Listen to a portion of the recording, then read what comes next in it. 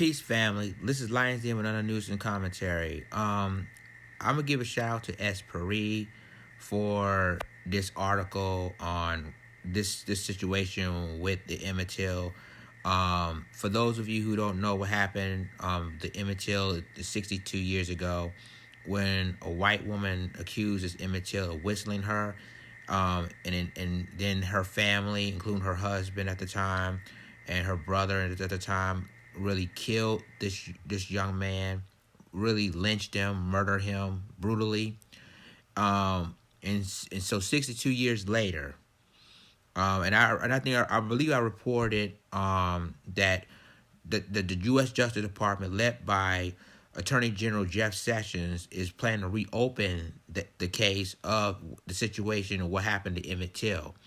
Now, this right here, according to the Daily Mail, this is an exclusive of why they decided to do this, and it shows that the proof is that she all I can say is that if she submitted that she lied, they let her go free, blah blah blah. So I'm gonna go ahead and read this article because this is an exclusive, and this is what blows your mind. And this article didn't come out until January of last year, and this is why the Emmett Till and his family at that time was very upset about this article that happened last year. But even though it happened last year, this article is basically legitimate. So I'm gonna go ahead and read this article, and I'm gonna let you know. I'm gonna give you the rest of my commentary with this. She's trying a way to go to heaven. Rage of Emmett Till's family after a White House wife who accused him of sexual threat 62 years ago. So the husband who lynched him will be clear, admit she lied. I'm gonna scroll down here. The family of Emmett Till, a black boy murdered in Mississippi 62 years ago after allegedly whistled at a white woman, have reacted with fury after the woman linked to the notorious case admitted that the most incendiary parts of the story she told about him were a lie, and she now feels tender sorrow. Till, a 14-year-old black boy from Chicago, was shot and beaten to death and disfigured beyond recognition by two white men in racially segregated Mississippi in 1955 after stopping at a store to buy 2 cents of bubblegum. The men walked free, acquitted of murder by an all-male, all-white jury in the house despite having already admitted the crime to law enforcement. In a newly revealed 10-year-old interview to the published in the book today, Carolyn Bryant, the wife of one of the men arrested of Till's murder and the woman whose testimony carried the case, admitted her account was not true. Speaking to DailyMail.com after Bryant's confession was revealed, Till's cousin Wheeler Parker, who was with him the night of the incident and when he was taken from his bed to his desk, said, quote, "My family thinks she's trying to make money, but being a preacher, I think she is trying to find a way to go to heaven now." Parker, now a pastor of the church in Illinois that Till and his mother attended, added, quote, "Whatever the motive, I'm very pleased that she's telling the truth."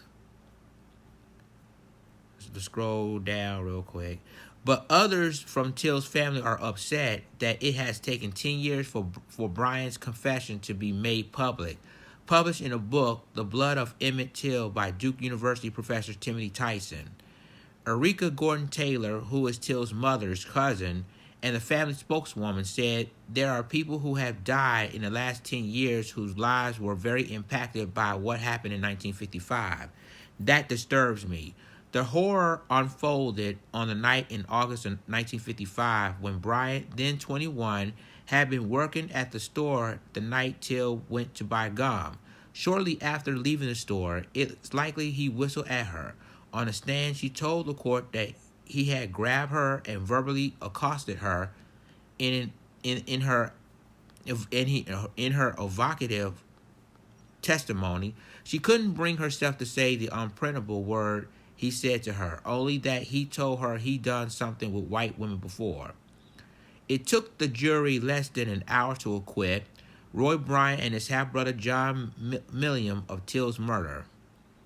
A jury member later said we wouldn't have taken so long if we hadn't stopped to drink pop. At the time, Mississippi had very few white on black crime convictions and led the nation in lynchings. Several months later, the men admitting killing Emmett in an interview with Look magazine, safe in the knowledge they were protected by double jeopardy laws and were paid $3,000 for sharing their story. Bryant, now 82, has kept silent for 6 decades, and her whereabouts have been kept secret by her family. The new book's author said the case went a long way to ruin her life, so she could never escape its notoriety. During their interview in 2007, Tyson said it was evident that the times have changed. Bryant, then called Carol Bryant Doem, have remarried. Regarding her statement that Emmett grabbed and verbally abused her, she simply said that part's not true, Tyson told Vanity Fair. She claims she doesn't remember anything else about the evening. He said she was glad things have changed and she thought the old system of white supremacy was wrong, though she had more or less taken it as normal at the time. Carolyn told him nothing Emmett could have done would have justified his death, and that she felt tender sorrow for his mother, known as Mammy Till Mobley, who campaigned for civil rights for her entire life until she died in 2003. After Emmett's death, his mother insisted that his funeral be in open casket so that the world could see what had been done to him. The images of his inflated, corded face was published on the cover of Jet magazine and ignited and mobilized the public to rally for equal rights.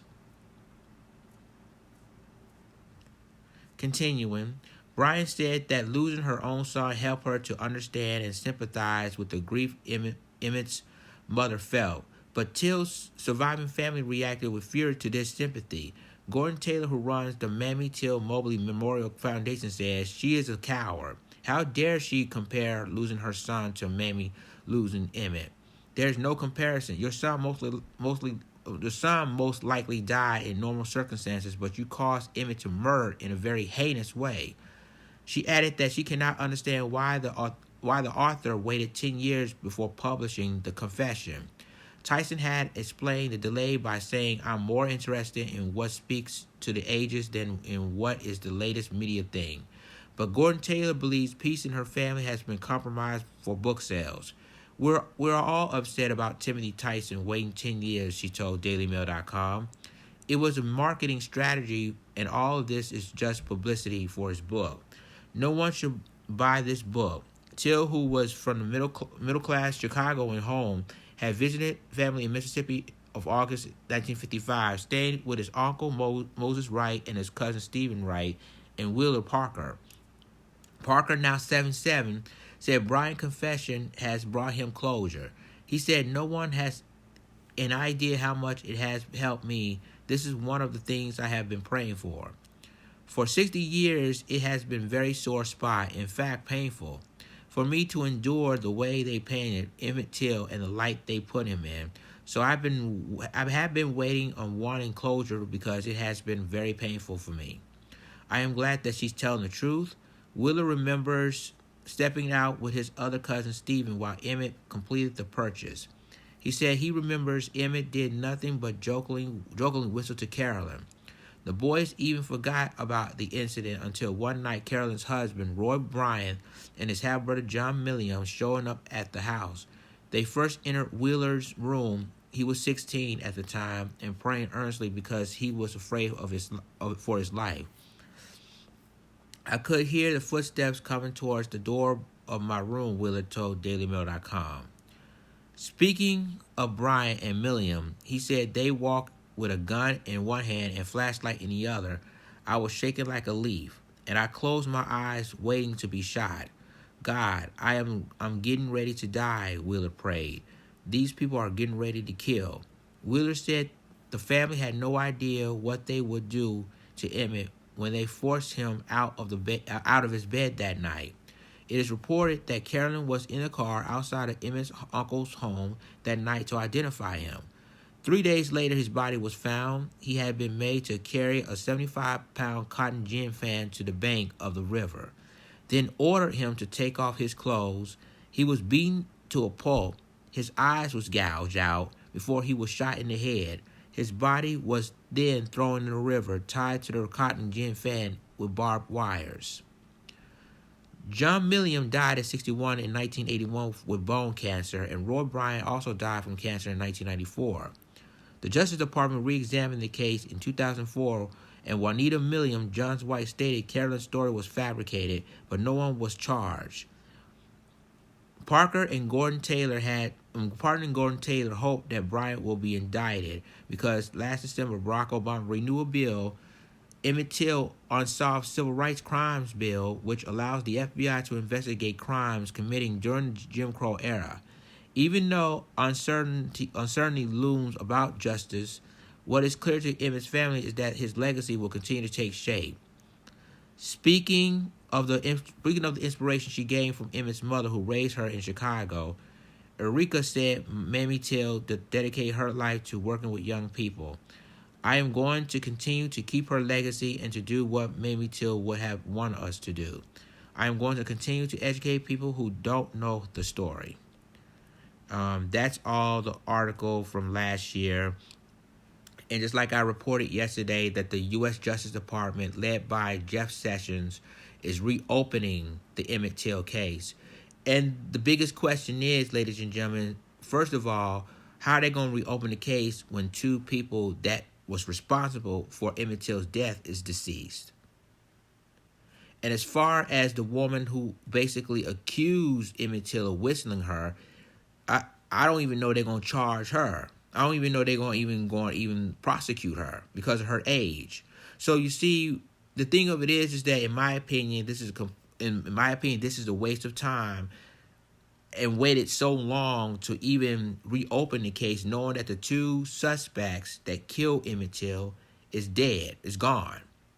So this article, and I think the reason why they're doing this now is that she is now a minister. I'm talk about the accuser is now a minister, and she just basically changed her life, and she admitted in the book that she lied about the entire situation, but waited 10 years until the book comes out to even confess it. So that's that. It's basically showing that obviously it's, when you waited 64 years, 63 years this year to finally find out the truth about the entire situation. And then now now the U.S. Justice Department now want to reopen the case, even though the suspects is dead. And it's like it's really a waste of time, because at the end of the day, you're not going to charge this woman because obviously, even though she confessed, her age will prove a point that her age is the reason why they're not going to charge her. Now, people going to say, well, they charged Bill Cosby because of the Me Too movement. However, yes, they did. They went after Bill Cosby, even though some lied, but they went after him anyway. But with this story, I don't think they're gonna go after her. I really don't. I really do not know. I mean, even though she admitted she lied, but still, I don't think the case is not gonna pursue, because, like I said, the two suspects is now dead and gone, and the accuser who lied is going to basically go on with her life, because ain't nothing going to happen to her. Well, leave a comment. Tell me what you think about this article. Share this article, and even though that the article has been released last year, but still relevant today. So check this article out. Subscribe my YouTube channel. Subscribe my reaction channel, and subscribe my Black Junction channel for more news and commentary. With that being said, this is Lions Den signing off. Deuces.